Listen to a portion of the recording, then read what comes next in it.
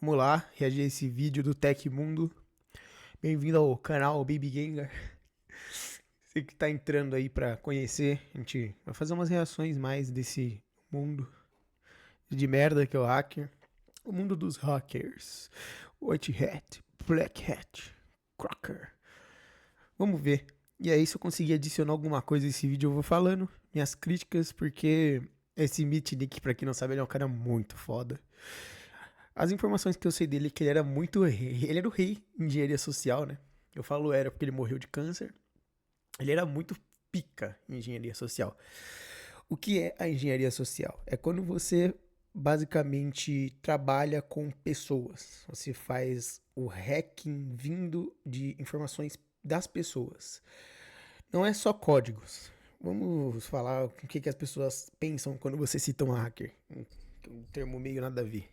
Você imagina um cara que entra no Python, não fala com ninguém, ele vai fazer um código que vai acessar um site, vai conseguir acessar um root, que é um administrador de um site, e com isso ele vai trabalhar com os poderes administrativos dele. Ele vai colocar uma fotinho, ele vai colocar estive aqui, kkkk. Ele vai hackear o Instagram da Janja, como já vimos acontecer. Só que a engenharia social é um lado dessa questão, que é o que seria uma engenharia social no exemplo prático, que muitas pessoas fazem isso quando são mais novas. Você liga para uma moça do escritório da sua escola e você finge que é um professor, ela te dá a moral de ser um professor e você pergunta para ela: "Você tem a senha de login?" "Perdi." Porque o professor normalmente é velho, é um pouco mais desinformado tecnologicamente. E aí elas pensam: "Cara, eu vou dar essa senha, né?" O professor ligando, a voz parece, telefone não conheço, deve ser ele. "Ah, a senha é tal, o login é tal." E aí você, por engenharia social, consegue o login e a senha do professor do portal da escola. Então, nem sempre essas coisas do mundo hacker, do mundo de tecnologia, vêm de códigos. E esse Mitnick, ele fazia muito isso. Ele é um dos precursores disso daí, no sentido de ser foda. Ele gostava muito de Freaking, que é uma parada de telefone que eu não vou mentir, eu não sei muito. Eu acho meio cabaço estudar isso hoje em dia, porque telefone é uma coisa que tá caindo por terra. Não é celular, é literalmente telefone. Quem souber mais aí e quiser me explicar, explica aí que vai ser da hora. Vai ser um debate bom. Eu posso até chamar pra um vídeo, quem quiser falar um pouco sobre esse freaking. Não é freaking do meme de F-R-E-A-K-I-N-G, que é de assustador, I am bem freaking. Não, é de freaking com PH, P-H-R-E-A-K-I-N-G. E vamos lá. Hoje o Tech Docs tem uma pegada um pouco diferente. No domingo, dia 16 de julho, faleceu o maior hacker de todos os tempos, Kevin Mitnick. Aos 59 anos, Mitnick não resistiu à luta contra um câncer de pâncreas. Agora, o Tecmundo vai celebrar a vida e a história de Kevin Mitnick. Olá, amigos e amigas do Tecmundo, aqui quem fala é o Felipe Paião, editor do Tecmundo. Hoje vamos falar sobre o hacker que foi perseguido até pelo FBI nos Estados Unidos e praticamente cunhou o que significa estigma hacker. Para celebrar a vida dessa figura vista até como controversa por muitos profissionais de segurança, precisamos começar as coisas do começo. Kevin Mitnick nasceu no dia 6 de agosto de 1963, em Las Vegas, nos Estados Unidos. Nos anos 70, enquanto ainda era uma criança praticamente, Mitnick invadiu o computador da escola para alterar suas notas.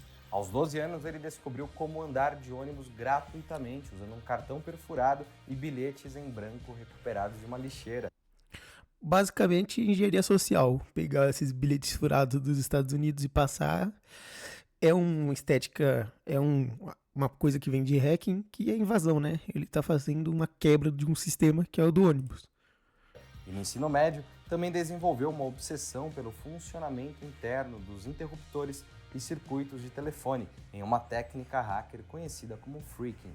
A brincadeira começou a escalar e mais delitos foram cometidos. Na época, não existiam cursos voltados para a cibersegurança e o estudo não era amplo como hoje. Então, muitos hackers iniciaram a carreira nessa área cinza entre aprendizado e crime. Com 16 anos, em 1979, Mitnick realizou... Devia ser muito treta estudar essas coisas naquela época. É realmente uma parada nichada, tipo xadrez.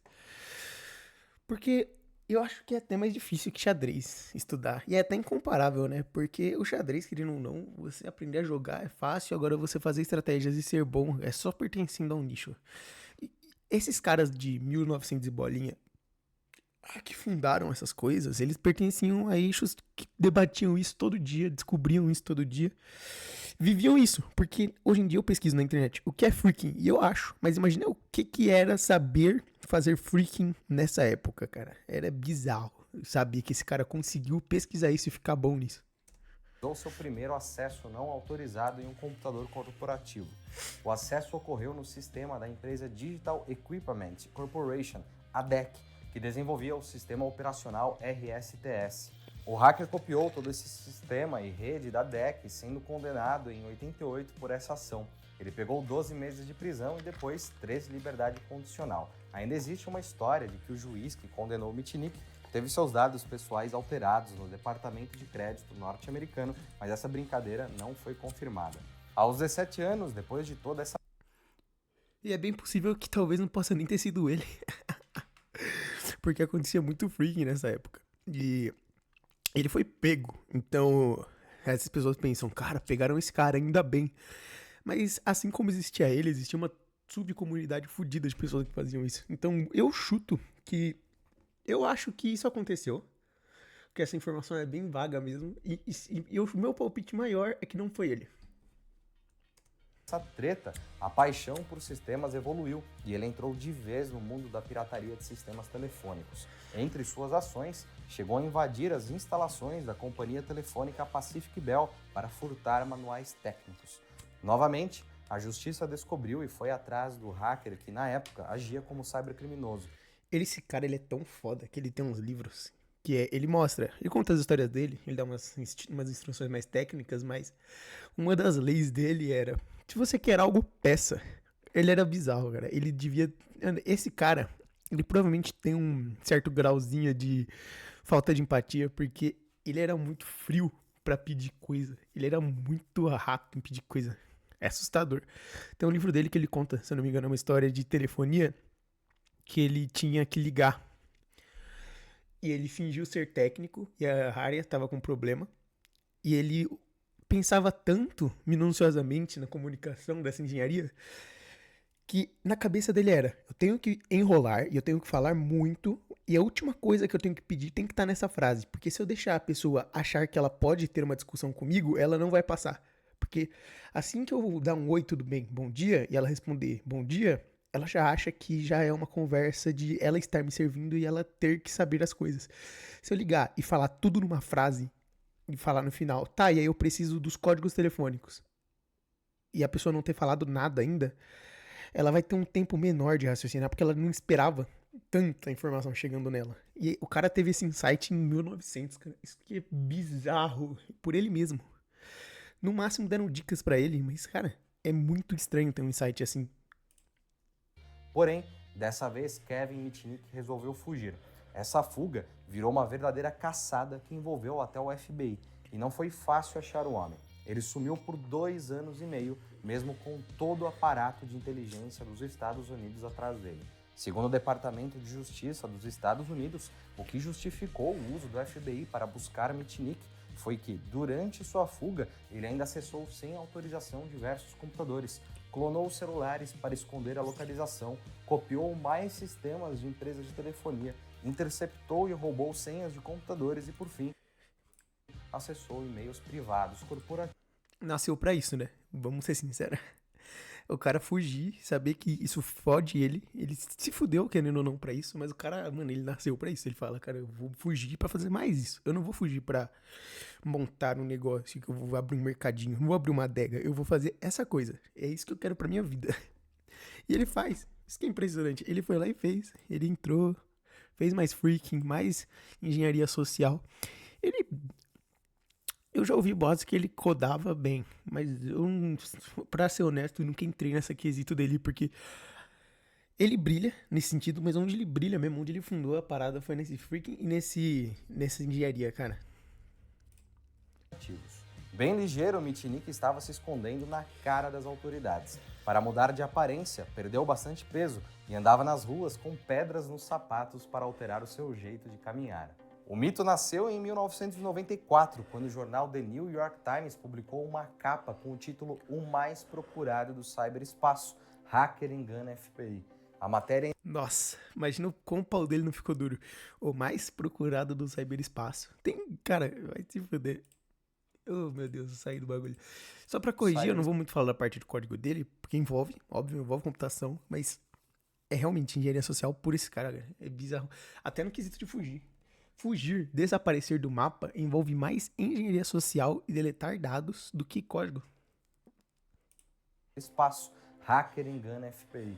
A matéria ainda afirmava que Mitnick havia invadido a rede NORAD, do Centro de Defesa do Espaço Aéreo dos Estados Unidos, e grampeado o FBI. Uma chamada dessas, na capa de um dos maiores jornais do mundo, alçou Kevin Mitnick ao posto de hacker lendário na comunidade. O FBI só teve sucesso em 95, após contratar o hacker Tsutomu Shimomura, que conseguiu... Nossa, essa história é boa. Agusta os ouvidos quer ser engraçada. Conseguiu rastrear sinais eletrônicos de um telefone de Mitnick. Tsutomu seguiu os sinais com seu laptop ligado a um telefone celular de dentro de um carro. Mas o interessante dessa história é que Tsutomu só topou essa caçada porque ele foi hackeado anteriormente por Mitnick, que invadiu a rede e roubou softwares de Tsutomu. Finalmente... Esse cara, ele era o filho da puta. Ele parece um personagem de um filme de comédia sobre hacking. Ele invadiu um cara e o cara fudeu ele porque ele invadiu o cara anteriormente pra roubar software. Esse cara, imagina... A crise de ansiedade. Se esse cara tem sentimentos, ele sentia crise de ansiedade. Não é possível, porque era muita dívida, mano. Muita gente que ele devia. Muita gente procurando ele. A cara dele no jornal. Uma crise de ansiedade, uma crise de pânico esse cara deve ter tido. Finalmente, os agentes encontraram Mitnick em seu apartamento, na Carolina do Norte, nos Estados Unidos. Nessa época, para se esconder, ele também estava usando o nome de Eric Weiss, que é o nome verdadeiro do mágico Houdini, além de... Vocês estão entendendo, né? Que esse cara, ele não só fazia o bagulho, ele fazia o bagulho com ponto. Já jogou Devil May Cry, que você tem que matar os demônios com estilo? Esse cara, ele tira SSS em estilo. Ele... Provavelmente aquela cena do Pegue-me se for capaz, que ele foge, fingindo que ele é o Barry Allen, que é o nome do Flash. Ele foi inspirado nessa cena, que o cara simplesmente usou o nome falso do Houdini. Puta que pariu. De ter trabalhado em uma empresa de advocacia. Vale notar que as empresas se esconder, ele também estava usando o nome de Eric Weiss, que é o nome verdadeiro do mágico Houdini, além de ter trabalhado em uma empresa de advocacia. Vale notar que as empresas de telefonia que tiveram seus programas acessados ilegalmente por Mitnick calcularam uma perda de 300 milhões de dólares. Meu palpite, mentira pura. Eu não sei se ele só vai falar isso, mas é mentira cabulosa, cara. Por quê?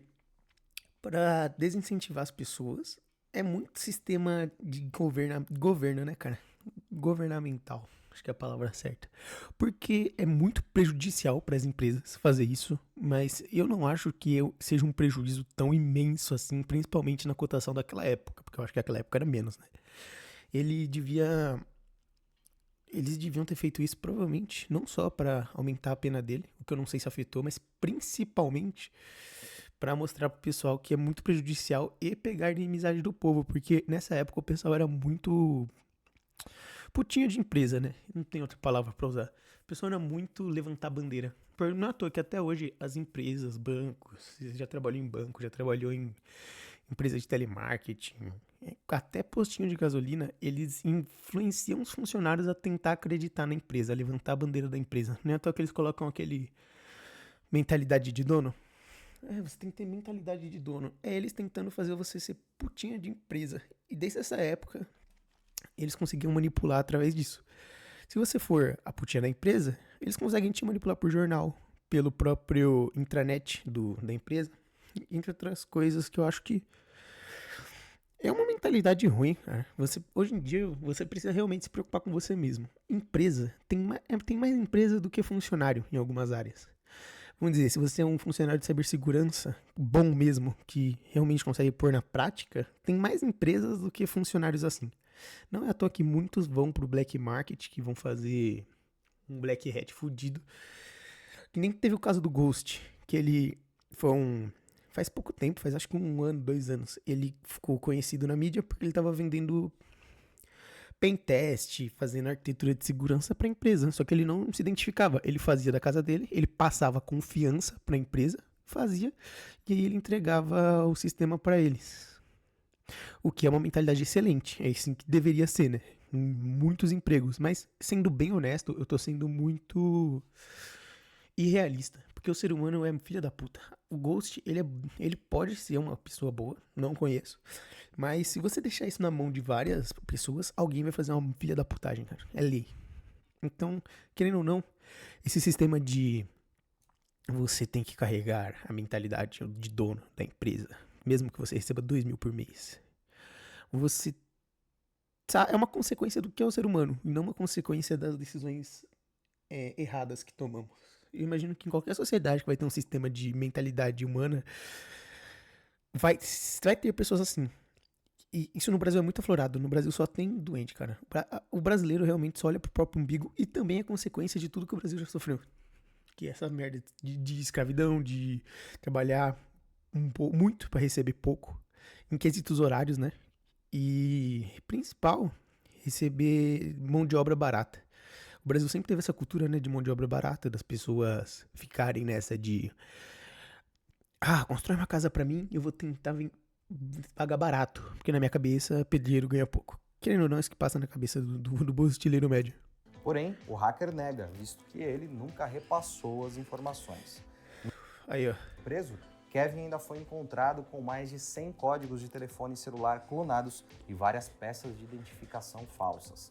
Começou aí uma batalha penal intensa. Em dezembro de 97, o site do Yahoo foi hackeado e começou a exibir a mensagem Free Mitnick, um pedido da comunidade para a liberação do hacker. Em 98, enquanto Mitnick aguardava a sentença, um grupo de apoiadores também invadiu o site do The New York Times por várias horas, deixando o domínio offline. No total, ele teve 14 acusações de fraude eletrônica, 8 acusações de posse de dispositivos de acesso não autorizado, interceptação de fio ou comunicações eletrônicas. Essa parte eu não vou conseguir agregar porque realmente é uma parada muito underground, cara. É muito underground. Se uma pessoa faz isso hoje em dia é por hobby. Sinceramente, porque eu não vejo forma de ganhar dinheiro fazendo isso, a não ser que seja só pra matar o seu interesse, cara. Porque deve ter uma demanda. E da demanda, eu acho, pode ser bem menor que a oferta. A não ser que você consiga ter coisas que eu não sei, por exemplo, base de dados. Se você conseguir base de dados, você, com essa questão de lista telefônica, eu acho que é pra coisas muito sutis, mano. E a informação empresarial, assim, hoje em dia, eu duvido que não seja uma das coisas mais trabalhadas. Mas o Freaking eu talvez dê uma parada pra ler, mano, mas eu não tô com a menor vontade de ler sobre essa coisa, porque é muito estranho mesmo. Acesso não autorizado. Hoje em dia tá na moda, né? Essa parada de código. Porque realmente a parada é código. Hoje em dia tá tudo automatizado, tudo é um padrão. Então, se você consegue desvirtuar, mesmo com engenharia reversa, esse padrão, você consegue quebrar um sistema inteiro de empresas. E hacking hoje em dia é muito por empresa, né? Empresa e coisa pessoal. O que sempre foi o core. Mas essa questão do freaking, você viu o que o cara fez. E assim, o freaking é uma coisa nova na época. Hoje em dia existem outras coisas novas surgindo. Então a tendência desse mundo, eu chuto mesmo que é desmoronar. Não tem como não vir puta burrada e destruir tudo. Uma hora o código, um sistema muito gostoso de quebrar coisas, vai se juntar com um cara que vai nascer pra isso e vai vir um caralhada de chuva de merda no mundo. A um computador federal e causar danos a um computador. Durante a batalha judicial, Mitnick também foi diagnosticado com síndrome de Asperger, mas isso não foi utilizado como evidência. Em 99, o réu se declarou culpado de 4 acusações de fraude eletrônica, 2 acusações de fraude de computador e Se eu não me engano, essa parada de síndrome de Asperger é feita muito pra reduzir pena. e esquizofrenia. Hoje em dia, se você faz uma merda cabulosa, até em crimes pequenos e mais pra violência, tipo, pequeno eu digo de você entrar numa casa e matar alguém.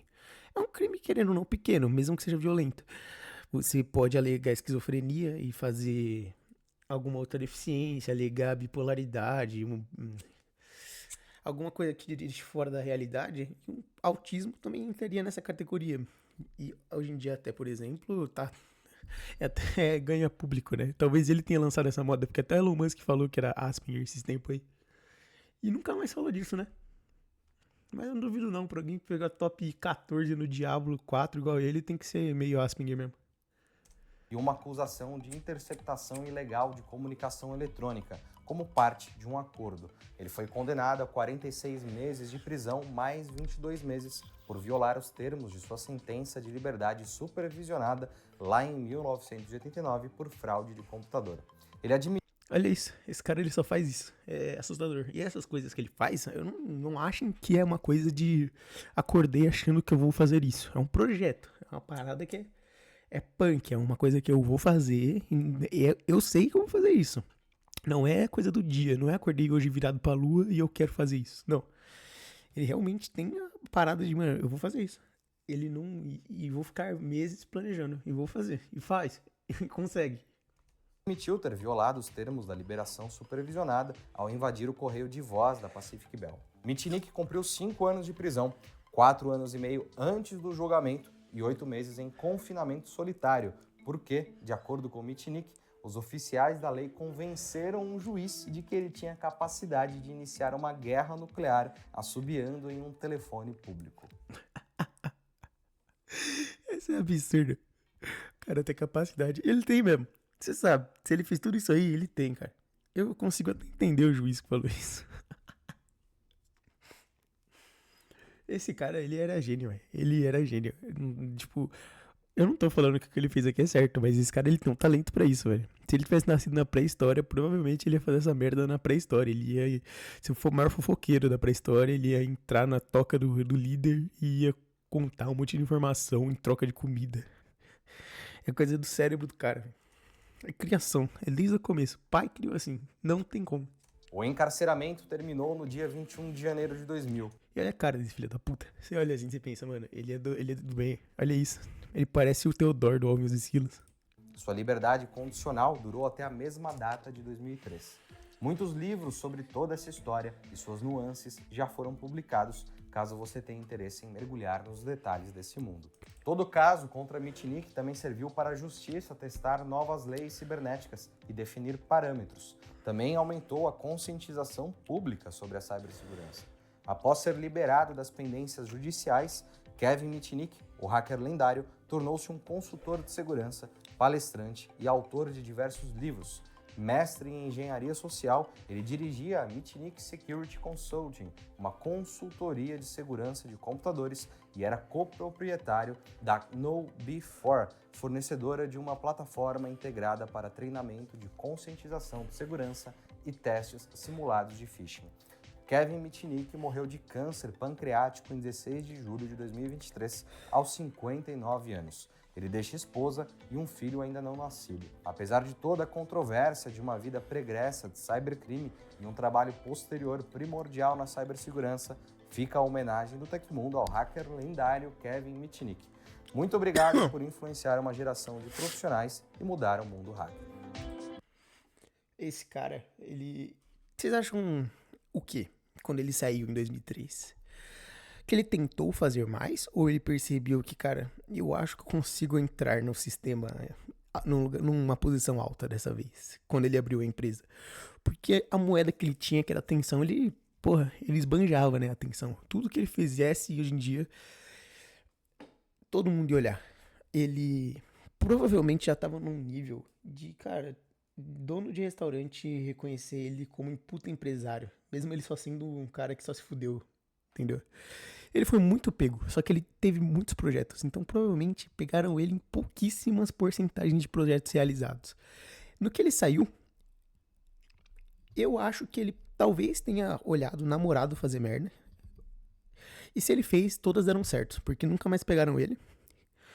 Mas o meu pitaco mesmo é que ele voltou pro mundo empresarial e ficou lá. Já tinha a atenção dele, já tinha mansão, esposa, filho, não queria ser preso mais, né? Esposa, né, na verdade, o filho dele ele não teve, ainda não nasceu. Nasceu já, né? Mas antes dele morrer não tinha nascido. E é uma situação curiosa, cara, de pessoas que realmente são fora da curva de existência. A existência desse cara era essa. Assim como a existência do seu pai, da sua mãe, minha, do meu tio, sei lá, seja acordo, tomo café, vou trabalhar, volto pra casa, leio uns bagulho, vou assistir uma Netflix. A existência desse cara era isso. Provavelmente ele vivia isso, lia isso. Ele devia ser muito desinformado de coisas pop, por exemplo, mas porque, cara, viver isso é caro, custa preço pra caralho. Mas eu acho que já deu desse vídeo. Eu não tenho mais nada a acrescentar por enquanto. Esse cara, eu não gosto de babar ovo de cara assim, mas eu tenho que baixar pelo menos um chapéu pra um cara desse. Ele sabia o que tava fazendo. Ai, curioso, né? Bom, espero que você deixe um comentário aí. Se você quiser participar de um vídeo meu, pode deixar aí uma solicitação. Se você tem alguma coisa de um tópico que você queira debater comigo, de qualquer coisa, o canal ele vai ser focado em computação. Mas principalmente acima de computação, mais críticas. Eu vou soltar uns vídeos aqui de polêmica pra soltar umas views, porque também eu quero a minha atenção, né? Eu quero o meu molinho. Mas aí, qualquer coisa, like, se inscreve. E é isso, gente.